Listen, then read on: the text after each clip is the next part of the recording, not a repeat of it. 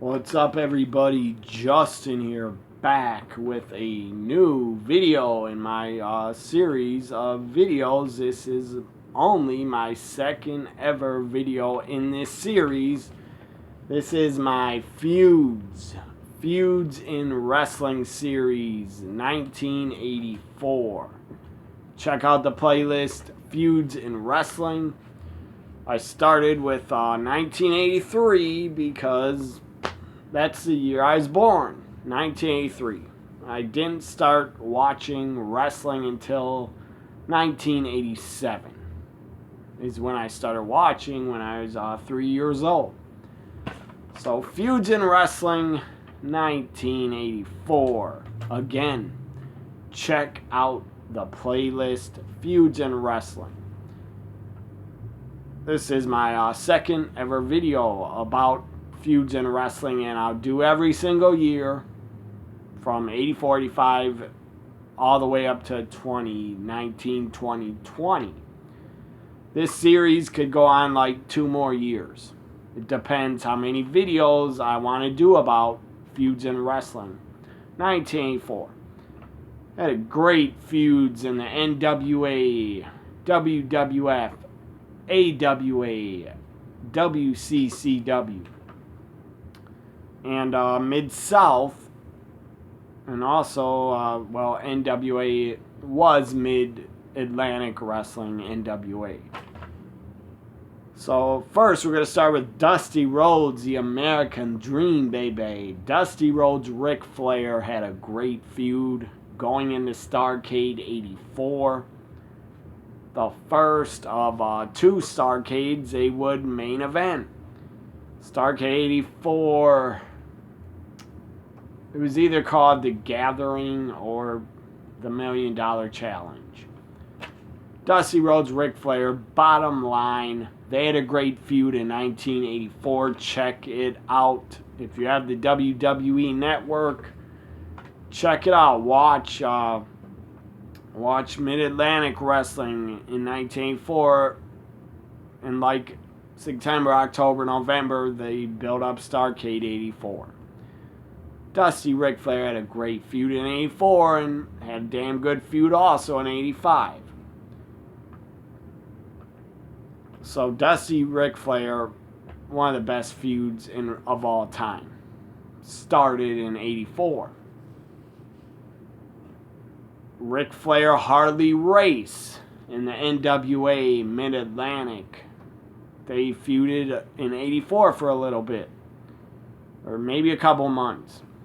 In WCCW, another great feud in wrestling, the Von Erichs, the Freebirds, legendary feud. It was damn good. The crowds were hot. The crowds were on fire. Remember this, back in 1984, the crowds actually believed. They believed what they were watching was legit real, and they really got into it.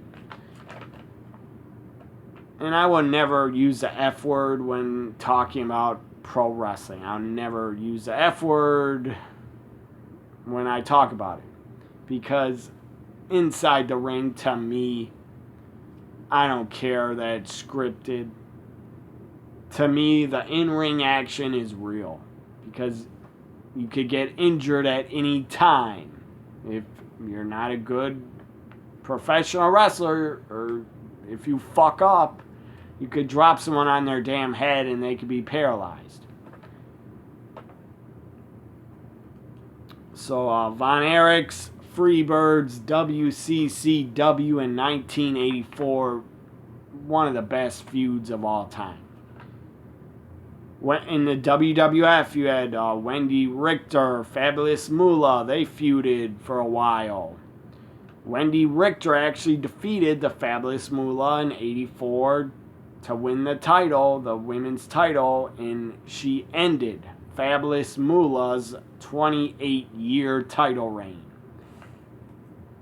Moolah was an old bitch that she held on to the title so long, probably because she refused to put over anybody else for 28 years.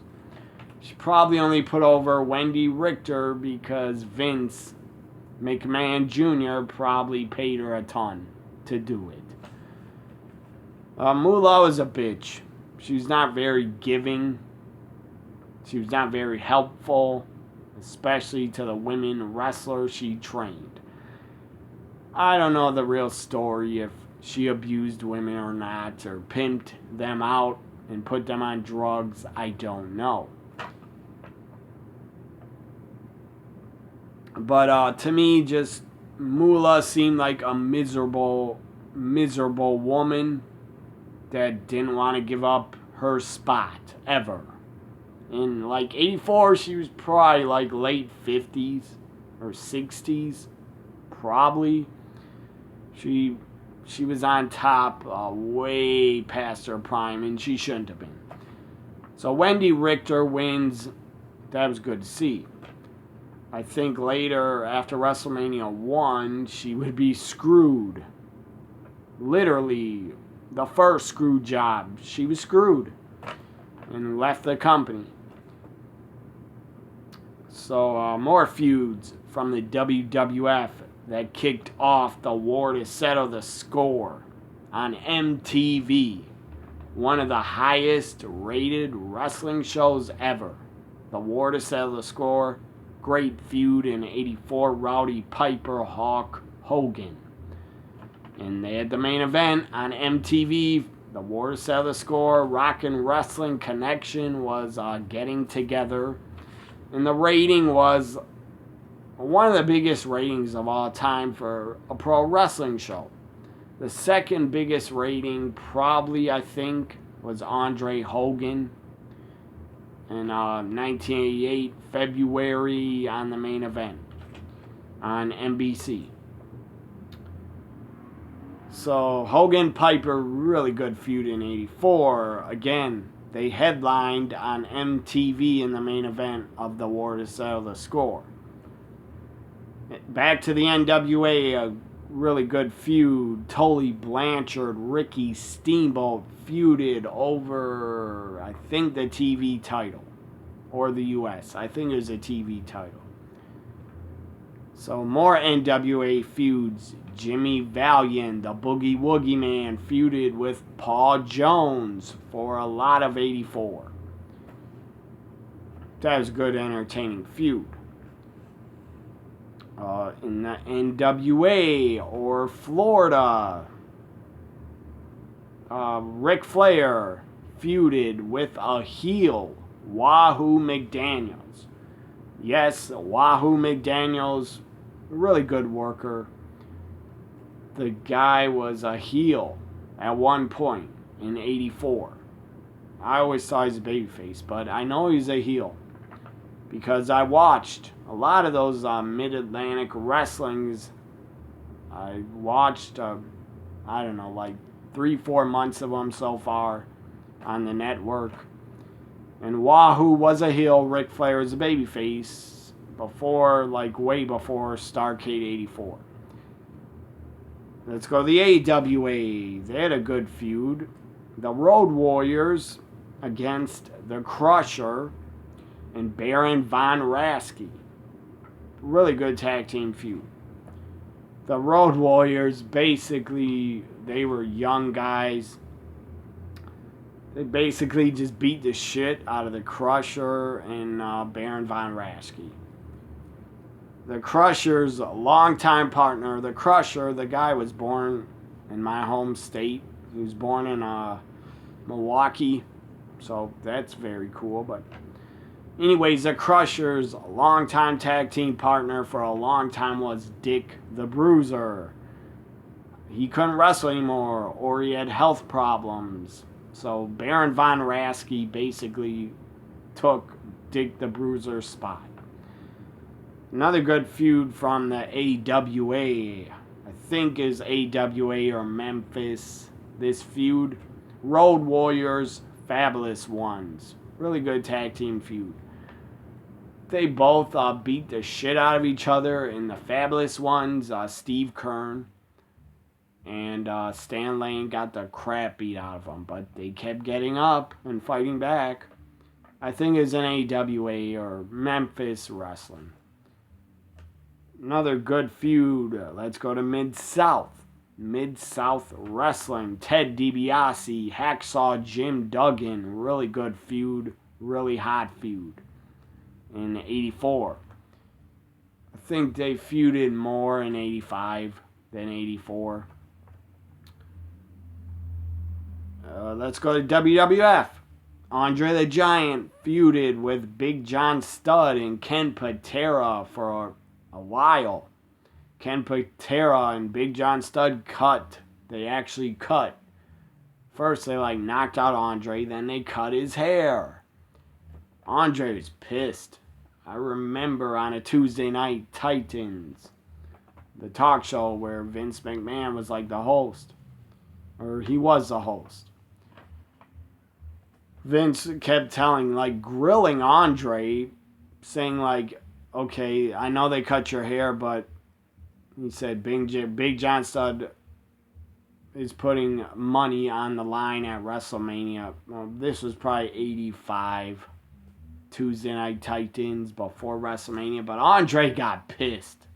Legit, he looked really legit pissed off at Vince for asking him these questions.